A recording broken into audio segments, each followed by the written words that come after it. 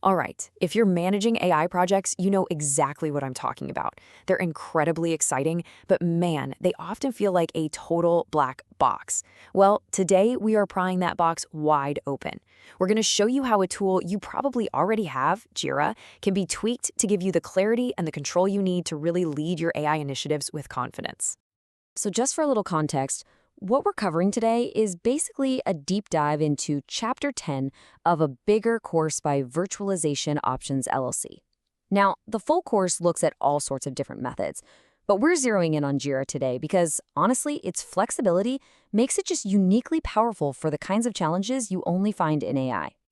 So let me just ask you, especially for the managers listening, do your AI projects ever feel like a complete black box? You see the money going in, you hear all the buzzwords, but do you have real, tangible clarity on what's actually happening in there? And hey, it's not your fault. AI projects are a different beast entirely. They are experimental by their very nature, right? Which means timelines can be, well, all over the place. You're juggling these super complex experiments, you're constantly refining things, and everything, and I mean everything, depends on data. It makes tracking progress with normal tools almost impossible. But what if you could just shine a bright light right inside that black box? That's exactly what we're going to do. The solution is finding a tool that brings clarity, that brings transparency, and gives you back control over that unique AI development process. And that tool is Jira. Now, at its heart, yeah, it's an agile project management platform, but its real superpower for AI is how flexible it is. You can manage the entire workflow, from the messy early stages of data prep all the way through to deploying a finished model into production. And this right here, this is the most important part. You don't just use Jira straight out of the box, no. Its real power gets unlocked when you customize it, when you make it speak the language of your AI team, and actually mirror the real-world stages of an AI project. And tailoring Jira really just boils down to 3 key steps. It's actually pretty straightforward. First, you create what are called custom issue types. These represent the actual work being done. Second, you add custom fields to track the data that really matters. And third, you define a workflow that maps out your team's process. Let's break each of those down. So first up, you've got to move beyond generic things like tasks. With custom issue types, your team can track the work they are actually doing. You see, a model experiment is a totally different thing from a data quality issue. Just making this one change lets you categorize and prioritize the work that's truly going to push your project forward. Okay, next we go a level deeper with custom fields. This is where you start tracking the nitty-gritty details that actually determine success. Which version of the dataset was used for this experiment? What was the model's F1 score? This is huge because it turns Jira from just a to-do list into a detailed, searchable log of your team's entire experimental history. And this is how it all comes together beautifully. You can literally map out your team's entire process visually. An item moves from the to-do column, through data prep, into model development, all the way over to deployed.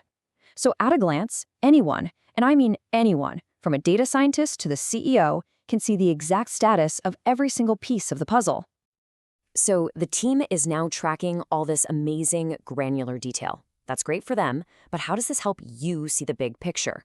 Well, this is where it all pays off. We're about to turn all that detailed data into the actionable, high-level insights that you need to make smart, strategic decisions. The key result, the big payoff, is that Jira connects the dots.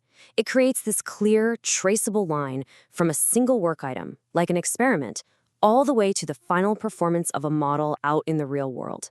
For the first time, you can definitively answer that question, what work actually led to this result? And Jira serves this information up on really powerful dashboards. You can check the team's speed with a sprint dashboard. You can track all your models in a pipeline view. You can instantly spot if data quality issues are creating a bottleneck. This is all about getting the answers you need without having to dive into the weeds and micromanage. Now, getting the setup right is half the battle, but to really make it work, your team needs to build a few key habits.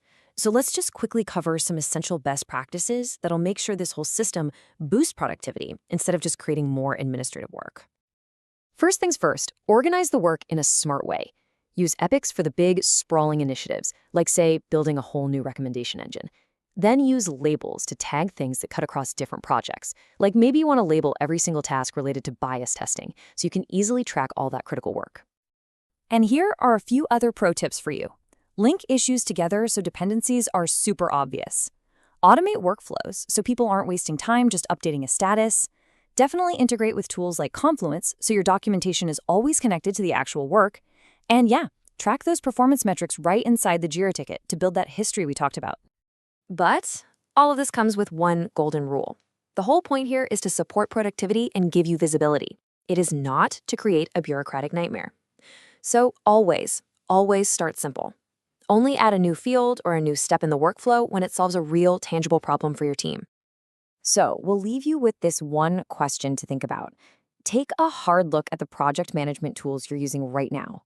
Are they actually built for the weird experimental world of AI, or are they forcing your team into a box that just doesn't fit?